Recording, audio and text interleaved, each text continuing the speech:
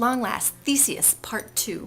Before I pick up on the adventures of Theseus where I left off, I have a little bit of backstory so that everything I'm about to tell you makes some sense. So the meat of my backstory has to do not in Athens, but in Crete, which is an island off the coast of Greece. The king was a guy named Minos, and this guy Minos is very interesting because I don't know if you remember my second KEGMTL video when I talked about how much of a man whore Zeus was. Do you remember the one, Europa? Europa sees this gorgeous bull and is like, I want to ride it! I'm not even going to make the joke, I'll let you make the joke. And the child that Europa and Zeus had together was this guy Minos. And Minos ended up being the king of Crete. And Crete was a very, very powerful nation.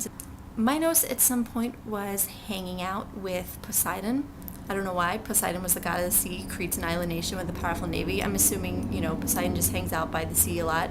Poseidon wanted to give Minos a gift, but it was a very kind of backhanded gift where he wanted to give Minos a bull that Minos would then sacrifice to Poseidon.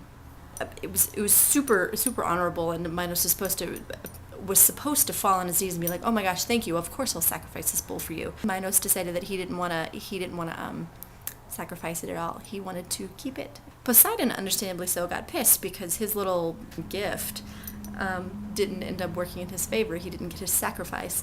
So he decides to mess with Minos by causing Minos' wife Pasiphae, we know Pasiphae, to fall in love with this bull. And it's different from Zeus and Europa because Europa did it with Zeus in bull form.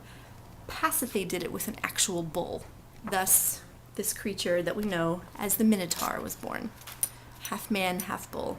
This guy Daedalus, who is the architect and inventor, this very famous genius guy that was employed by Minos in his court in Crete, he plays a big part in this story, which I'll get to in a minute, but apparently Pasiphae gave Daedalus the task of building a structure in which Pasiphae could have sex with the bull.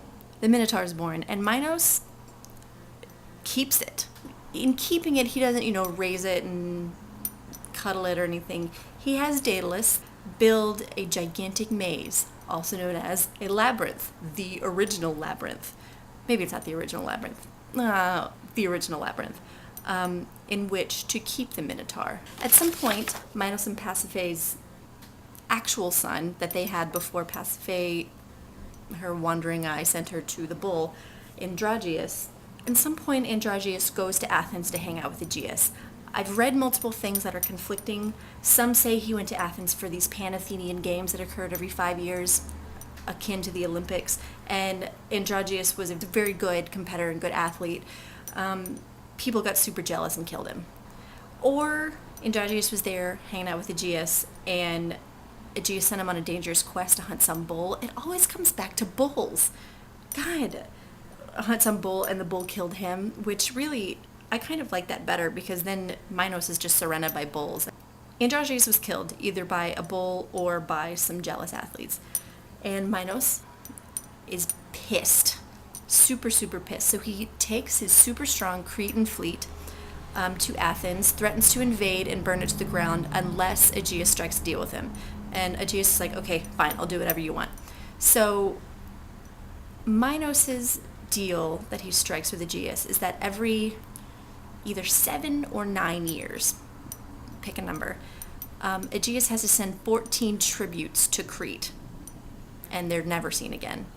7 guys, 7 girls, young ones, maidens, young boys. These 14 tributes are going into the labyrinth with the Minotaur. Aegeus agreed to this, and so this is, I don't have anything about how many years before Theseus came that this was, but I'm assuming it's been a pretty long time. There's been multiple, if this happens every 7 to 9 years, there's been multiple rounds of tributes, and people at Athens are completely distraught by the fact that every 7 to 9 years they have to send their young, their best and their brightest to go die. This brings us up to speed. So now we're back to Theseus. He's reunited with his dad. He's so happy, but it just so happens that when he arrives in Athens, it is time to send the tributes to Crete. And Theseus, with his hunger for danger and glory and just wanting to quest and everything like that, Theseus volunteers to be one of these tributes. And Theseus made a promise to Aegeus before he left that if he died, he would make sure to have the boat that was bringing back his body would have black sails. The provision that he gives his dad that he said he's going to do, which comes in handy later, you can probably guess what it's going to be, but I'll just leave that there.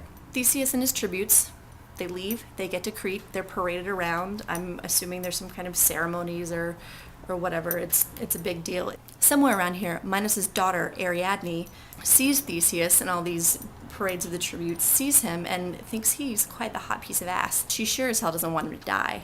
She wants to get with that. And so she is crafty and devises herself a little plan that ends up saving Theseus in the long run. She goes immediately to Daedalus, persuades Daedalus to tell her the secret of how to get in and out of the labyrinth, because Daedalus is the one that built it. Obviously, he's the one that would know. Daedalus tells her. Ariadne then goes to Theseus, introduces herself, and says, like, hey, I'm the princess of Crete. I can tell you how to get out of the labyrinth if you take me away from here and marry me. And so Theseus, I mean, you have a hot woman who's a princess that comes up to you and wants to marry you and is going to tell you how to not die in this maze with a giant monster in it. I mean, what fool would say no to that? Theseus is no fool. He said yes. She told him the trick, which was apparently tying string. I don't know if it's regular string or magic string, tying some kind of string to the entrance of the labyrinth and dragging it along with him, kind of like a version of Hansel and Gretel's crumbs, but string. Taking it along with him so he doesn't get lost finding his way back out. Dragging it behind him so he goes in and he kills the Minotaur. Clearly these tributes are not let in to the labyrinth with weapons. They're not sent in there to fight it. They're sent in there to die. Theseus, when he finds a Minotaur, kills him with his bare hands. It doesn't get any more badass than that. Theseus kills him. Luckily, he has his handy string, finds his way back out of the labyrinth. Hooray! And he brings the other tributes out. I mean, the ones maybe that hadn't died. I don't know if he saved them all. Managed to get Ariadne, get all the other tributes, put them on a ship, and start sailing back towards Athens. Ariadne didn't make it back to Athens.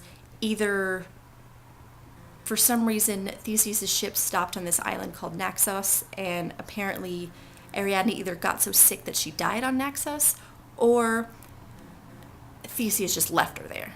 And possibly out of his grief over losing Ariadne, Theseus completely forgot to change the sails on his ship from black back to white. And so as he's sailing back into Athens, he has black sails. Aegeus, who is watching, he's standing up in the Acropolis in Athens, scanning the seas. He sees black sails in the horizon and thinks his son is dead. Theseus is not dead, he's just forgetful. And so Aegeus, out of grief, jumps off the cliff and into the sea, which that is the sea that we now refer to as the Aegean Sea. I know. So Aegeus kills himself, but Theseus comes back and is in fact not dead and has just freed Athens from this terrible contract with Crete. So he is, therefore, the king of Athens. Now that's where the story, the hero myth of Theseus ends. In basically every other major Greek myth, Theseus pops up. Theseus is all over the Hercules myth. I didn't cover him in my video because we hadn't talked about Theseus yet, and I didn't want to start talking about this guy when you had no idea who he was. So he just kind of shows up everywhere. I really, really like him. I think he's really interesting. But that wraps me up about Theseus. That's it. That's all I have for you. And I think this is probably going to be a really long video, but I hope you like it. And I hope to do many more KEGMTLs to come. And that's all I got for you. So happy Thursday. I'll talk to you guys soon. I love you all. Bye.